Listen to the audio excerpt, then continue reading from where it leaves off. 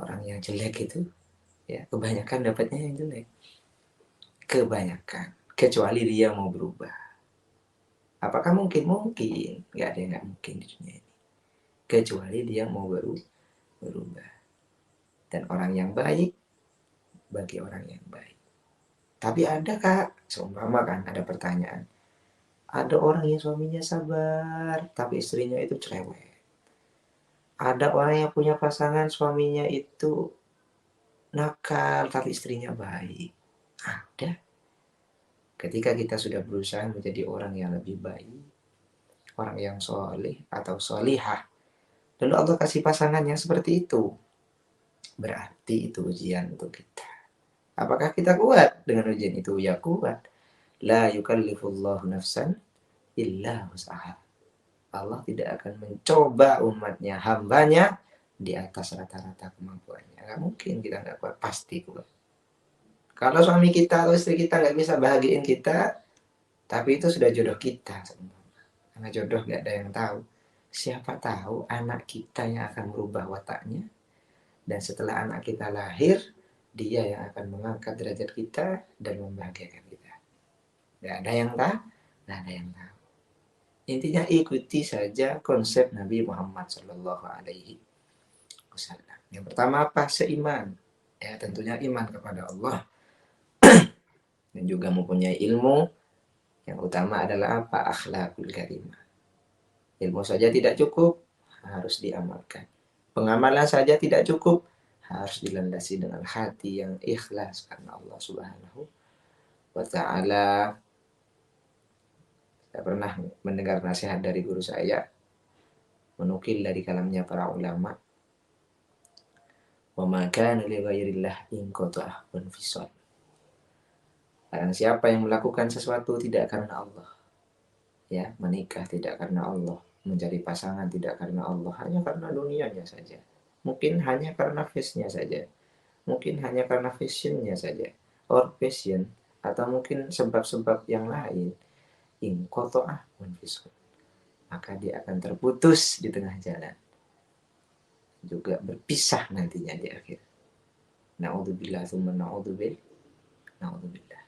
Jadi hati-hati dalam memilih pasangan. Ini juga nasihat buat saya teman-teman. Karena sekarang saya lagi cari pasangan juga. Jadi sedikit curhat ya kan. Sedikit curhat. Dan sudah beberapa kali gagal juga gitu. Jadi apa yang saya utarakan kepada teman-teman semuanya ini aneh. Jadi saya berfatwa begini. Saya yang mengalami sekarang. Saya kadang mikir sendirian itu, ya Allah, bukankah saya sudah pernah bicara begini di halayak ramai? Tapi kok sekarang kenapa saya yang begini gitu loh.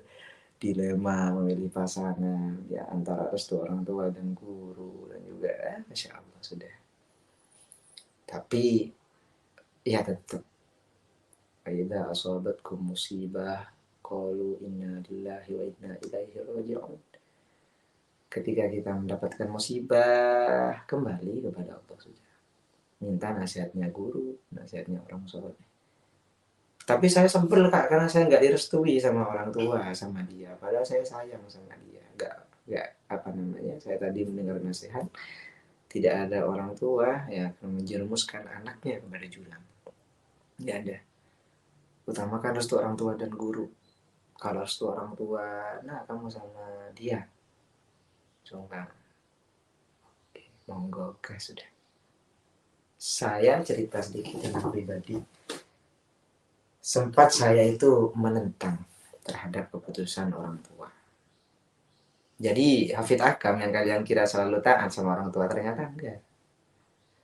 Ini buat motivasi aja. Jadi saya suka sama seseorang.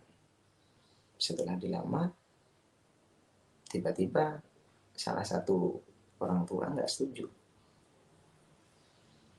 Saya emosi waktu itu. Dan hampir saya berkata tidak baik. Dalam hati maksudnya. Tapi ya itu gunanya orang punya ilmu. Tahulah bagaimana dosanya kepada orang tua. Dosa yang ditampakkan siksaannya di dunia oleh Allah Subhanahu wa Ta'ala, nggak ditunggu di akhirat. Ada juga dosa yang ditunggu balasannya nanti di akhirat, tapi dosa kepada orang tua akan ditampakkan oleh Allah di dunia. Bagaimana cerita-cerita masa lalu yang dikutuk oleh ibunya, hidupnya tidak berkah. Maling kundang, ya.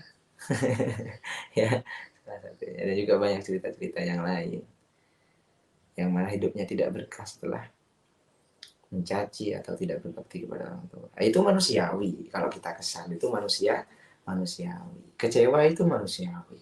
Ya, sebel itu manusiawi. Tapi jangan sampai kita suul adab sama orang tua. Itu aja pesan saya. Karena kata Gus Hafid itu teman-teman, kata guru saya, kamu akan dicoba. Ngomong sama saya ini. Beliau dawuh begini. Kamu akan melewati 3 fase terberat dalam hidup kamu. Yang pertama, kamu akan punya masalah dengan sahabat terdekat kamu atau teman-teman terdekat kamu. Yang kedua, kamu akan punya masalah dengan gurumu sendiri. Bisa jadi musuhmu nanti adalah saya, kata beliau. Yang ketiga, kamu akan punya masalah dengan orang tua atau mertuamu. Tapi jika kamu melewati 3 hal ini, berarti kamu sudah matang dewasanya. Berarti kamu sudah bisa bijak. Maksudnya melewati tanpa kita sulat dan tanpa kita menyelesaikan masalah dengan panas, tapi dengan adem ayem, dengan akhlak bil wal ihsan. Berarti kita sudah dianggap matang dan siap untuk bertempur. Jadi kalau ada orang nih belum melewati 3 fase ini, berarti belum keren, ya.